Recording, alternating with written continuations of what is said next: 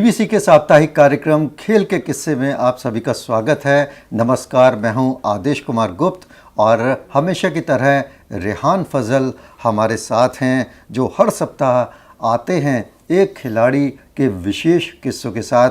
और आज तो वो दुनिया के महानतम बल्लेबाज और क्रिकेट की दुनिया में भगवान कहे जाने वाले सचिन तेंदुलकर के किस्से लेकर आपकी सेवा में हाजिर हैं।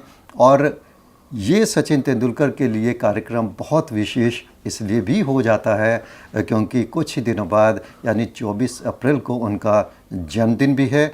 तो बहुत देर न करते हुए सीधे रेहान फजल से जुड़ते हैं। नमस्कार रेहान साहब। नमस्कार। नमस्कार आदेश। क्यों सचिन तेंदुलकर इतने मशहूर खिलाड़ी रहे और इतने महान क्रिकेटर माने जाते हैं? देखिए, उनकी क्रिकेटिंग एबिलिटी को तो आप एक तरफ कर दीजिए, सिर्फ इस वजह से कि उन्होंने भारतवासियों को इतना आनंद दिया जितना जब भी वो खेले, मतलब उसकी वजह से उनको हमेशा याद रखा जाएगा। चाइल्ड प्रोडिजी थे, बहुत बचपन से खेलना शुरू कर दिया था। दुनिया के बेहतरीन जो सर्वश्रेष्ठ गेंदबाज थे उनके खिलाफ बैटिंग की, बिल्कुल डर नाम की चीज़ उनकी बैटिंग में नहीं थी। अटैकिंग बैट्समैन थे और अपने ज़माने में दुनिया के सर्वश्रेष्ठ बैट्समैन ब्रायन लारा से उनकी तुलना होती थी, फिर उनको बेहतर बताया जाने लगा ब्रायन लारा से, फिर रिकी पॉन्टिंग से उनकी तुलना होने लगी और उनसे भी वो बेहतर। कद बहुत छोटा था, 5 फीट 5 इंच का कद था, लेकिन जब वो तिरंगा के स्टिकर वाला हेलमेट लगाते थे अपने सिर पे तो उनका कद 10 फीट हो जाता था। 5 फीट का कद तब वो नहीं रहता था। और एक और ख़ास चीज़ थी, उनके पास किसी भी गेंदबाज को खेलने के लिए एक फ्रैक्शन ऑफ ए सेकंड से ज़्यादा समय होता था। और 25 साल तक, जब करीब 25 साल खेले, 24 साल इनफैक्ट वो खेले। और जब तक वो बैटिंग करते थे उनके जो फैंस थे, हम लोग ये कहते थे कि भारत के लिए चांस है जब तक तेंदुलकर हैं क्रीज पर। मुझे याद पड़ता है बीबीसी के एक डायरेक्टर जनरल होते थे मार्क बायफर्ड, और वो भी यॉर्कशायर से आते थे। और यॉर्कशायर जहाँ तेंदुलकर ने काउंटी यॉर्कशायर काउंटी की तरफ से खेलते थे, सारे नियम तोड़कर, वहाँ परंपरा नहीं थी विदेशी खिलाड़ियों को लाने की, लेकिन तेंदुलकर को लाया गया। तो उनसे बात हो रही थी, उन्होंने बताया कि आप बता सकते हैं कि तेंदुलकर की क्या ख़ास बात है। तो हम लोग ज़रा आश्चर्यचकित थे और ये सोच रहे थे कि यही जवाब दें। तो मार्क बायफर्ड ने कहा कि उनके खेल की सबसे ख़ास बात थी उनकी मजबूत कलाइयाँ। वो भी उन्होंने दिखाया कि उनकी रिस्ट इतनी मजबूत थी कि दुनिया में शायद किसी भी खिलाड़ी की उस ज़माने में नहीं रही होगी। और इतनी तेज़ी से उनके शॉट में इतनी तेज़ी होती थी कि फील्डर्स के लिए कोई चांस नहीं होता था। 24 अप्रैल, जैसा कि आपने बताया, 1973 को उनका जन्मदिन हुआ। और कुल मिलाकर करीब 200 टेस्ट मैच उन्होंने खेले उनके लिए, और 15,924 रन बनाए, 51 शतक, 68 अर्धशतक और 53.78 का औसत प्रति पारी का, और 248 नॉट आउट उनका हाईएस्ट स्कोर। ये तो रही टेस्ट मैच की बात। और वनडे में 463 वनडे मैच उन्होंने खेले, 18,426 रन बनाए, 49 शतक उन्होंने किए, 96 अर्धशतक और 200 नॉट आउट उनका हाईएस्ट स्कोर, और 44.83 उनका औसत प्रति पारी। तो ये उनका रिकॉर्ड है, और रिकॉर्ड अपने आप बता रहा है कि कितनी ज़बरदस्त है। और 15 नवंबर 1989 को उन्होंने पाकिस्तान के ख़िलाफ़ अपना पहला टेस्ट मैच खेला था, और 2013 में मुंबई में वेस्ट इंडीज़ के ख़िलाफ़ उन्होंने अंतिम टेस्ट मैच खेला था। यानी कुल मिलाकर 24 साल तक वो भारतीय क्रिकेट की सेवा करते रहे। जैसा कि आपने बताया कि पाकिस्तान के ख़िलाफ़ उन्होंने अपने टेस्ट करियर की शुरुआत की, लेकिन उनका जो शुरुआती क्रिकेट करियर था वो कैसा रहा? देखिए, उनकी एक तस्वीर कई जगह आती है कि वो 3 साल के हैं, बड़े बड़े बाल हैं, घुंघराले बाल हैं और बल्ला स्टांस लिया हुआ। 3 साल का बच्चा स्टांस लेके दिखाए, वो अपने आप में बड़ी बात है। और जब वो 6 साल के थे तो साहित्य सहवास कॉलोनी जहाँ वो रहा करते थे, वहाँ के बड़े बच्चों के साथ वो क्रिकेट खेलने लगे थे। 11 साल की उम्र में उन्होंने रमाकांत अचरेकर से कोचिंग लेना शुरू किया और 15 साल की उम्र में वो मुंबई की रणजी टीम में आ गए और 1 साल बाद वो भारत के लिए खेल रहे थे। यानी 16 साल की उम्र में उन्होंने भारत की तरफ से पहला टेस्ट मैच खेला। रणजी जो डेब्यू हुआ है उनका, वो गुजरात के खिलाफ उन्होंने पहला मैच खेला है। 15 साल और 7 महीने और 17 दिन उनकी उम्र थी और पहले ही मैच में उन्होंने शतक लगाया। और ये फर्स्ट क्लास प्रथम श्रेणी क्रिकेट के इतिहास में वो यंगेस्ट सेंचुरियन थे जो पहले ही मैच में सेंचुरी मार रहे थे। और अक्सर उनके भाई ने कई बार इंटरव्यू दिया है कि अक्सर वो रात में जाग जाते थे और रात में बैटिंग की प्रैक्टिस किया करते थे। और रमाकांत अचरेकर, जैसा कि हमने बताया, उनके कोच थे। जब उन्होंने शतक लगाया तो कई जर्नलिस्ट उनके पास गए और अचरेकर को बधाई दी। तो अचरेकर ने कहा कि नहीं, अभी आपको पता नहीं, ये लड़का अभी और आगे जाएगा। तो अजीत अगरकर, रेहान जी, सचिन तेंदुलकर के भाई और रमाकांत अचरेकर जिनका आपने जिक्र किया, उनके बारे में कुछ और जानना चाहेंगे? जी जी, बड़ा पैशन था अचरेकर में, मतलब क्रिकेट के लिए उनके में ज़बरदस्त जुनून था। कोचिंग के लिए स्टेट बैंक में नौकरी करते थे और कोचिंग किया करते थे। 7 रुपये महीने उनकी फ़ीस होती थी, जिसे बाद में उन्होंने बढ़ाकर 11 रुपये महीने कर दिया था। और उनका जो पूरा जोर रहता था वो खिलाड़ी को सख्त जान बनाने के लिए रहता। टेक्निक में इतना विश्वास नहीं था या टेक्निक पे वो इतना जोर नहीं देते थे। वो क्रिकेट हार्डन बनाते थे कि आप बड़े मैच का टेम्परामेंट आप में आए। और बड़े डिसिप्लिनेरियन थे। सचिन तेंदुलकर को पैड बांध के शिवाजी पार्क के 2 चक्कर लगवाते थे और अपने स्कूटर पर बिठा कर ले जाते थे। और इसलिए कि ताकि आपके पैर मजबूत हों। और कभी कभी सज़ा देने से भी नहीं चूकते थे। एक बार सचिन तेंदुलकर प्रैक्टिस मैच में नहीं आए और कोई मैच देखने चले गए तो उन्होंने बड़ी ज़ोर से उनके थप्पड़ लगाया सचिन तेंदुलकर के।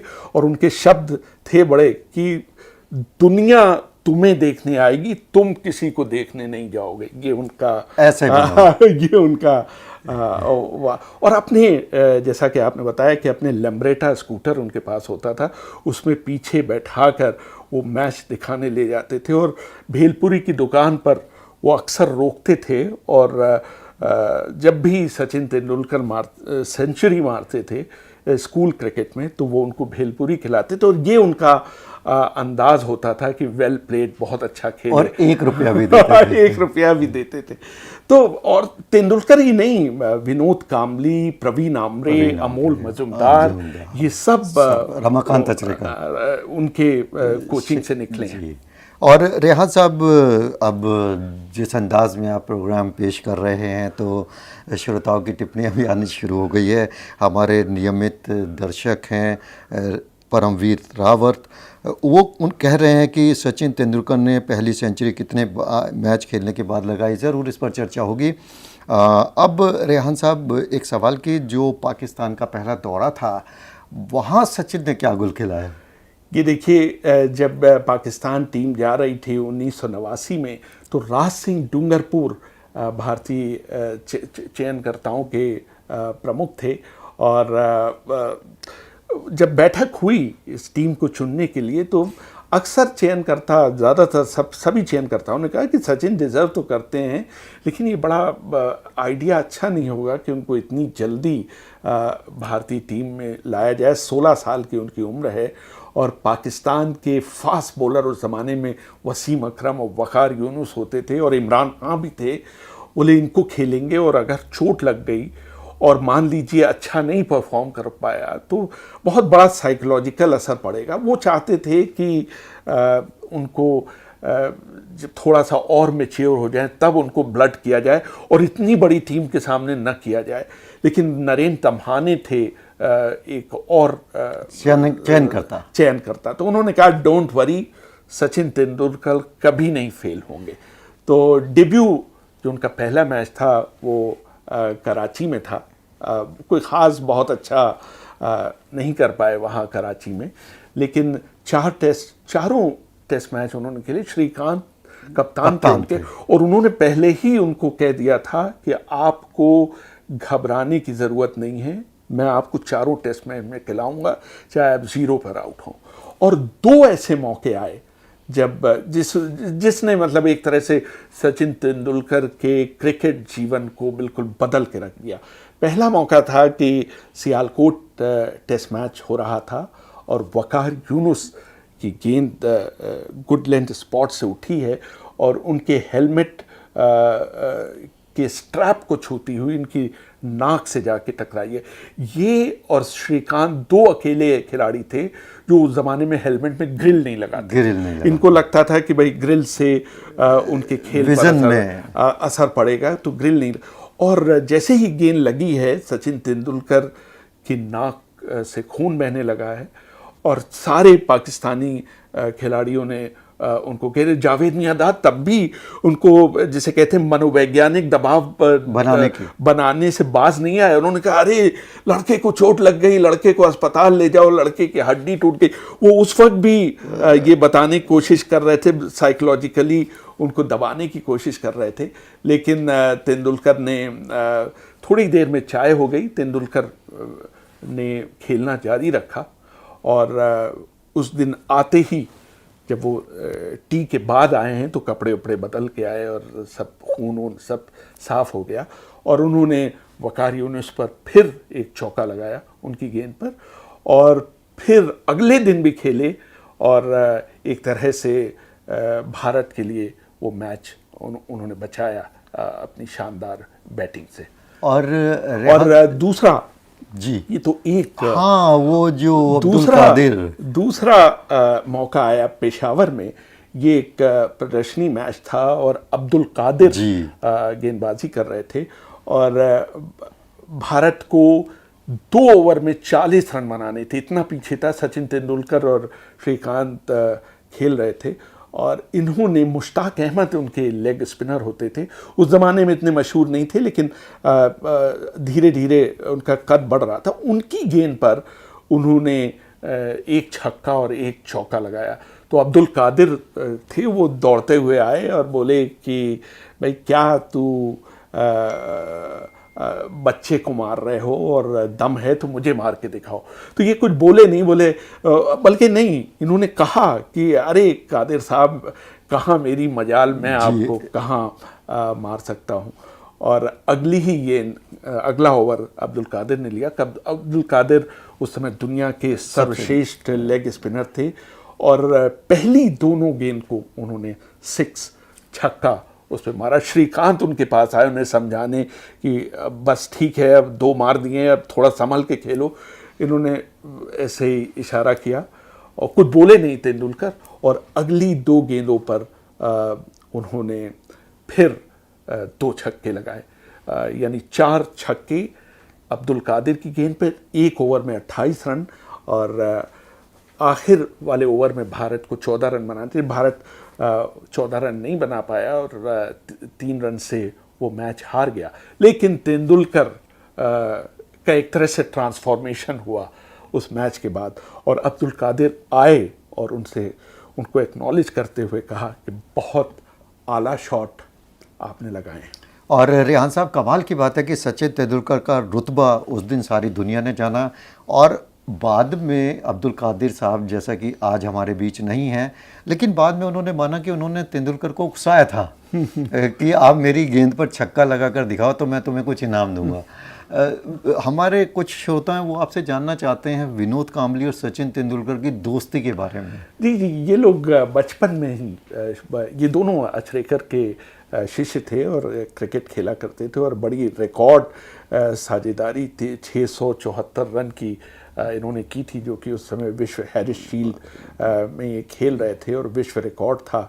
और 349 रन विनोद कांबली ने बनाए थे और 319 रन पर ये दोनों नॉट आउट लौटे थे। अचरेकर बहुत नाराज़ हुए कि क्यों नहीं डिक्लेयर किया, अचरेकर कहीं दूसरी जगह बिजी थे, लेकिन ये लोग तो बड़ा नाम हुआ इन दोनों खिलाड़ियों का। बाद में विनोद कांबली का डेब्यू हुआ तेंदुलकर के कुछ वर्षों बाद, लेकिन कांबली उतने टेस्ट मैच नहीं खेले, सिर्फ 17 टेस्ट मैच खेले, हालांकि 2 दोहरे शतक उन्होंने भी लगाए और 1 शतक भी लगाया। तो शुरुआत अच्छी की, लेकिन फिर उनका ध्यान भटका कि दूसरी चीज़ों में गया और उतना अच्छा नहीं कर पाए जितना कि उनसे उम्मीद थी। रेहान साहब, सचिन तेंदुलकर ने पहला शतक इंग्लैंड के खिलाफ लगाया, तो क्या कुछ खास बातें थी और कैसी यादें हैं उस शतक की? देखिए 1990 यानी अपने टेस्ट डेब्यू के 1 साल बाद सचिन तेंदुलकर ने ओल्ड ट्रैफर्ड के मैदान पर 119 रन बनाए थे और कोशिश ये की थी, मतलब उनके इस प्रयास की वजह से भारत वो टेस्ट मैच बचाने में सफल रहा था। और यंगेस्ट यानी सबसे कम उम्र में शतक बनाने वाले वो भारतीय खिलाड़ी थे। पाकिस्तान के खिलाड़ी का रिकॉर्ड था मुश्ताक मोहम्मद का, वो रिकॉर्ड नहीं तोड़ पाए।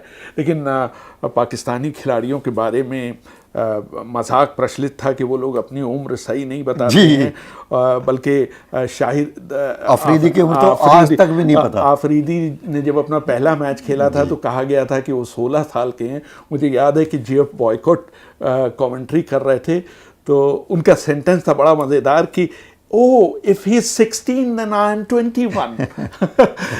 तो इस तरह से उन्होंने मजाक उड़ाता। बहरहाल उसी दौरे में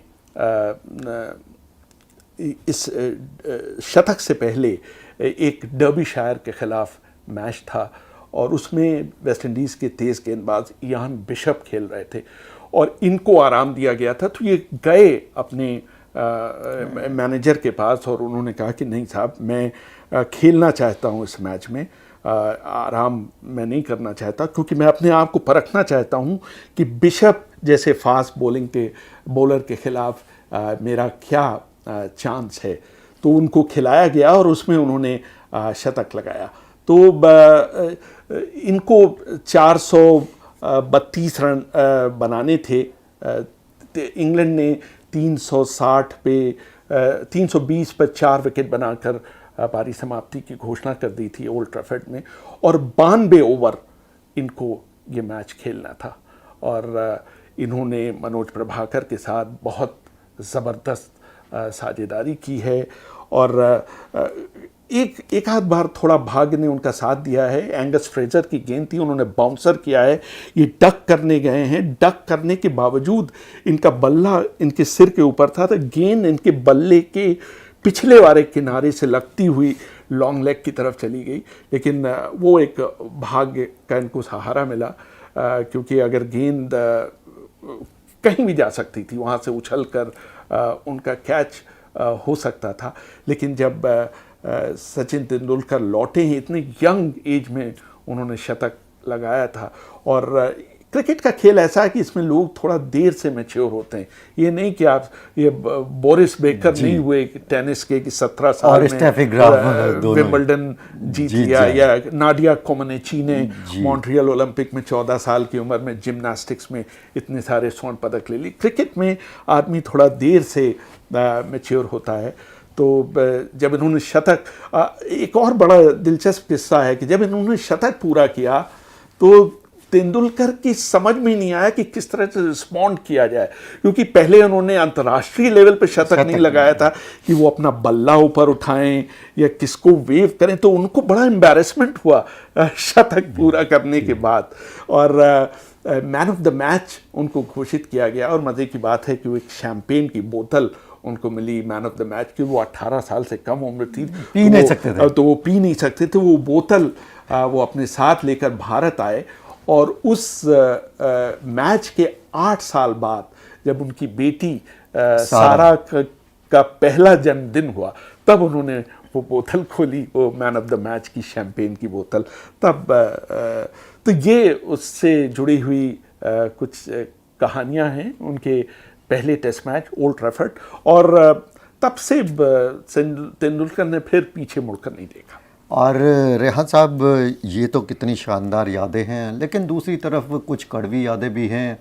एक सवाल आपके लिए कि जब पाकिस्तान के ख़िलाफ़ 194 रन पर खेल रहे थे, जब इन्हें डिक्लेयर किया गया, पारी समाप्ति की घोषणा की गई राहुल द्रविड़ द्वारा, तो वो किस तरह का किस्सा हुआ? वो टीम के हित में था। उस पर बहुत बहस हुई, तेंदुलकर ने उसका उस समय बहुत बुरा माना, लेकिन द्रविड़ का कहना ये था कि अगर हम तेंदुलकर खेल जल्दी समाप्त हो जाता है तो फिर हमारे पास ज़्यादा समय होगा पाकिस्तान को आउट करने का।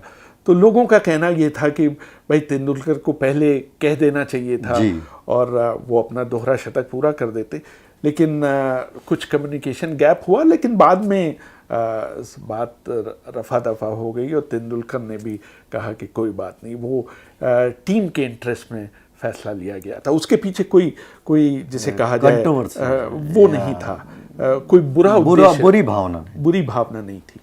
रेहान साहब, 1991 में पर्थ में जिस तरह से सचिन तेंदुलकर ने शतक लगाया, उसकी बड़ी चर्चा होती है। अरे साहब, पर्थ 1991-92 वर्ल्ड कप से जस्ट पहले, और उस ज़माने में पर्थ का विकेट दुनिया का फास्टेस्ट विकेट होता था, और क्रेग मैकडॉर्मेट और गेंदबाजी कर रहे थे, और 2-3 डेनियल फ्लेमिंग भी थे, क्रास्पोविक्स भी थे, ये सब, और उनके खिलाफ इन्होंने 114 रन बनाए हैं और 16 चौके लगाए हैं, और बिल्कुल जिसे कहा जाए कि ये उनका बैप्टिज्म था अंतर्राष्ट्रीय क्रिकेट में। उसके बाद जो सचिन तेंदुलकर का जो ट्रांसफॉर्मेशन हुआ है, और जो वहाँ से वो एक तरह से विश्व स्तर के बल्लेबाज हुए हैं।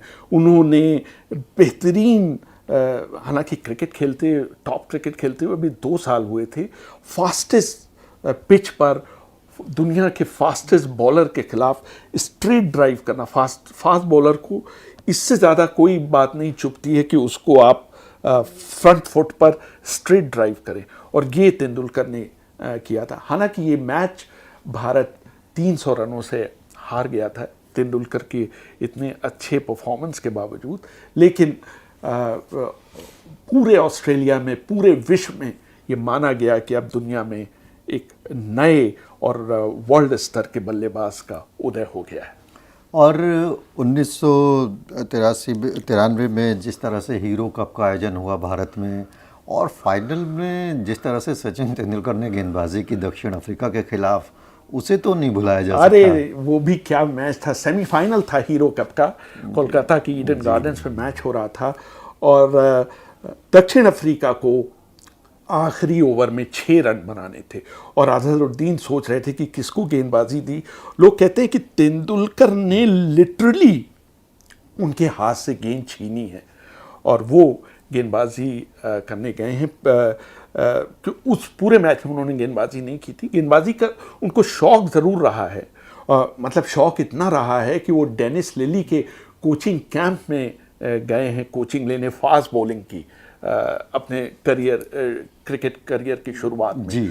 तो ब्रायन मैकमिलन वहाँ उस ज़माने में दुनिया के नामी ऑलराउंडर थे, वो दक्षिण अफ्रीका की तरफ से खेल रहे थे। उन्होंने वो बैटिंग क्रीज पर थे, और इन्होंने जानबूझकर गुड लेंथ गेंद की है, स्पीड को थोड़ा कम रखा है, और उन्होंने 1 रन दौड़कर पहली गेंद पर लिया, लेकिन उस रन तो ले लिया, लेकिन उसी चक्कर में वो रन आउट हुए।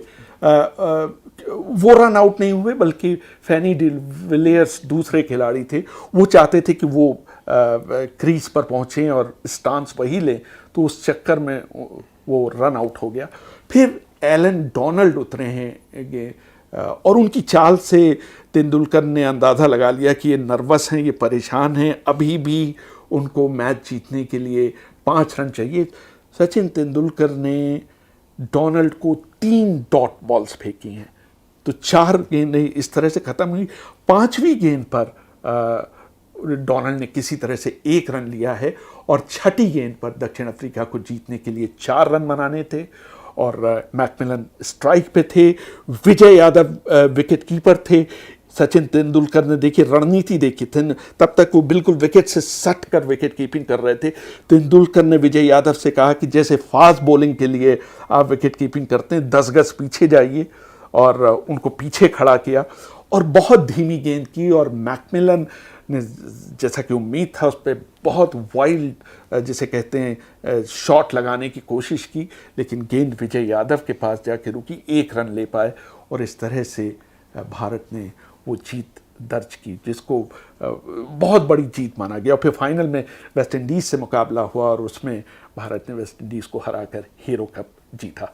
एक सवाल आपके लिए, 1998 में ऑस्ट्रेलिया का दौरा भी बड़ा शानदार था, तो ऑस्ट्रेलिया के खिलाफ हमेशा ये एक बहुत ताकतवर बल्लेबाज बनकर उभरे हैं। जिस तरह सुनील गावस्कर वेस्ट इंडीज़ के खिलाफ बहुत अच्छा खेलते थे, 13 शतक उन्होंने लगाए। सचिन तेंदुलकर अपने ज़माने में वर्ल्ड की बेस्ट टीम, यानी वेस्ट इंडीज़ गावस्कर के ज़माने में बेस्ट टीम होती थी, लेकिन तेंदुलकर के ज़माने में ऑस्ट्रेलिया बेस्ट टीम होती थी। 11 शतक उन्होंने लगाए हैं ऑस्ट्रेलिया। बल्कि एक मौका तो मुझे बिल्कुल नहीं भूलता, जब उन्होंने अपने दोहरे शतक के दौरान ऑफ साइड पर एक भी स्ट्रोक नहीं लगाया जानबूझकर। वो पहले से तय करके गए थे कि ऑफ साइड में कोई स्ट्रोक नहीं, और ऑस्ट्रेलिया उन्होंने आउटसाइड दी ऑफ स्टंप गेंदबाजी कर रहे हैं, और वो हमेशा उसको मिड विकेट की तरफ या ऑन साइड में या लॉन्ग ऑन पर या पुल कर रहे हैं।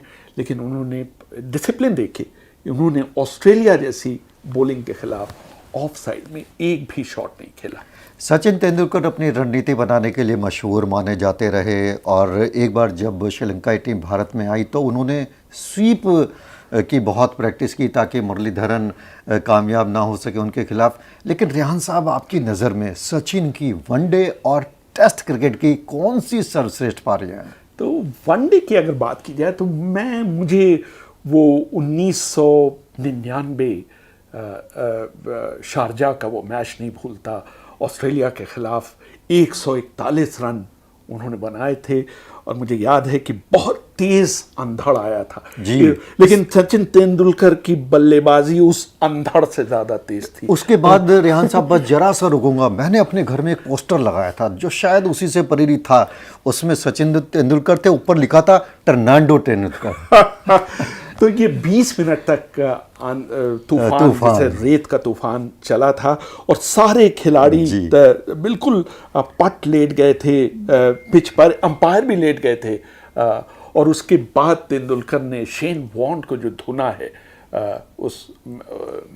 और ऑस्ट्रेलियंस की पूरी कोशिश थी कि तेंदुलकर को स्ट्राइक न लेने दी जाए, और वीवीएस लक्ष्मण की पूरी कोशिश थी कि तेंदुलकर ही स्ट्राइक करें। तो ये जो डुएल था ये देखने लायक था। तो एक गेंद पर तेंदुलकर ने अपना एक तरह से धीरज खो दिया और बड़े जोर से नाराज हुए वीवीएस लक्ष्मण में, जब उन्होंने एक सिंगल लेने से इनकार कर दिया, बहुत जोर से चिल्लाए। वो मैच भारत हार गया इतनी ज़बरदस्त बल्लेबाजी के बावजूद, लेकिन भारत ने फाइनल में प्रवेश किया। और अगले दिन जो कि सचिन तेंदुलकर का जन्मदिन था, उन्होंने फिर उसी मैदान पर 134 रन बनाए और इस बार ऑस्ट्रेलिया को हराया। तो ये एक दिवसीय क्रिकेट की जिसे कहा जाए सबसे बड़ी पारी थी। और मैं जल्दी से आपको बताऊं, टेस्ट मैच अगर आप कहें तो मेरी नज़र में 1999 में जब पाकिस्तान की टीम आई है भारत, जो चेन्नई का टेस्ट मैच हुआ है, और उसमें भी 143 रन सचिन तेंदुलकर ने बनाए हैं। 13 साल बाद पाकिस्तान की टीम आई है। भारत को जीतने के लिए 272 रन चाहिए थे चौथी इनिंग में, और भारत ने 2 विकेट खो दिए थे 6 रन पर। और जब वो 2 डाउन सचिन तेंदुलकर आए हैं तो वकार यूनिस ने 2 लगातार बाउंसर उन्हें किए और फिर जाके उनके पास मुंह आंख में आंख डाल के पूछा, बॉल नजर आई? तो तेंदुलकर ने उसका कोई जवाब नहीं दिया, लेकिन तेंदुलकर उस दिन 20 रन पर नॉट आउट लौटे हैं और अगले दिन फिर बैटिंग के लिए उतरे। राहुल द्रविड़ वसीम अकरम की गेंद पर बोल्ड हो गए, अजहरुद्दीन भी फौरन चले गए, सौरव गांगुली भी जाते रहे। 5 विकेट भारत ने 82 रन पर खो दिया। फिर नयन मोंगिया उनका साथ देने आए हैं और जब बहुत ज़बरदस्त साझेदारी 6ठे विकेट के लिए और 137 रन की साझेदारी, और चाय में 45 मिनट बाकी थे कि इनकी पीठ में अचानक बहुत ज़बरदस्त दर्द शुरू हुआ। और दर्द वो क्रैम्प्स वाला दर्द था कि आप बिल्कुल खड़े ही नहीं हो पा रहे थे। जो भी शॉट लगाने जाते थे तो बेइंतहा दर्द होता था। जब चाय हुई है तो ड्रेसिंग रूम में ही वो लेट गए हैं सचिन तेंदुलकर, और उनको बर्फ़ की तौलिया से उनको उनके टेम्परेचर को कम करने की कोशिश की जा रही थी, लेकिन उनसे खड़ा ही नहीं, मतलब सिर्फ खड़ा होना वहाँ बहुत मुश्किल था। ये लोग बिल्कुल लगने लगा था कि भारत की जीत भारत जीत की तरफ बढ़ रहा है और 17 रन बनाने बाकी थे भारत को जीत के लिए। और तभी पाकिस्तान के स्पिनर थे जिनका दूसरा बहुत मशहूर था, सकलेन मुश्ताक की गेंद को सचिन तेंदुलकर ने सोचा कि जल्दी खेल को ख़त्म किया जाए। वो उस पर चौका मारना चाहते थे, लेकिन गेंद बलून हुई है और वो कैच कर लिए गए हैं।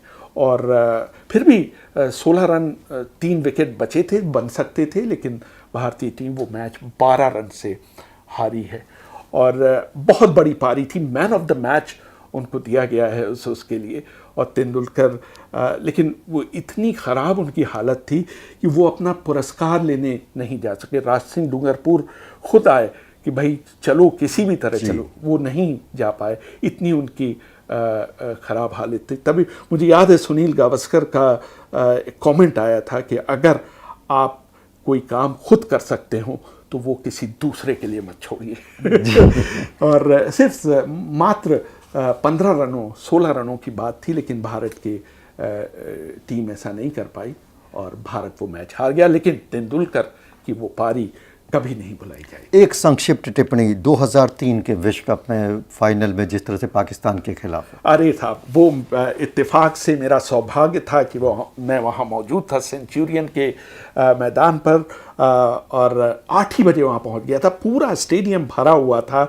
273 रन पाकिस्तान ने बनाए थे। सईद अनवर की बड़ी ज़बरदस्त पारी और भारतीय समर्थकों का और हम लोगों का मानना था कि भारत के लिए कोई चांस नहीं है।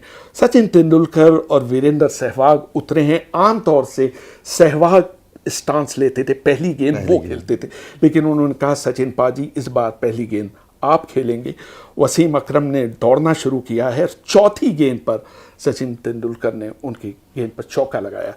अगला ओवर शोएब अख्तर का था और शोएब अख्तर की तीसरी गेंद मुझे अभी तक याद है। उन्होंने आउटसाइड द ऑफ स्टंप गेंद की है 151 किलोमीटर प्रति घंटे की रफ्तार से। वो गेंद सचिन तेंदुलकर छोड़ते तो शर्तिया वाइड होती, लेकिन सचिन तेंदुलकर ने उस गेंद पर एक अपर कट मारा है और वो स्लिप के ऊपर से होता हुआ 6 रन के लिए चला गया है। और दूसरी ही गेंद जब शोएब अख्तर ने फेंकी उसको उन्होंने स्क्वायर लेग की तरफ बाउंड्री मार चौका लिया। और तीसरी गेंद जो मैं आपको बताने जा रहा हूँ वो स्ट्रेट गेंद, मतलब वो जब चौका पड़ा है तो शोएब अख्तर अपने बॉलिंग रन पे जाने तक उनकी हिम्मत नहीं थी कि वहाँ पहुँचे।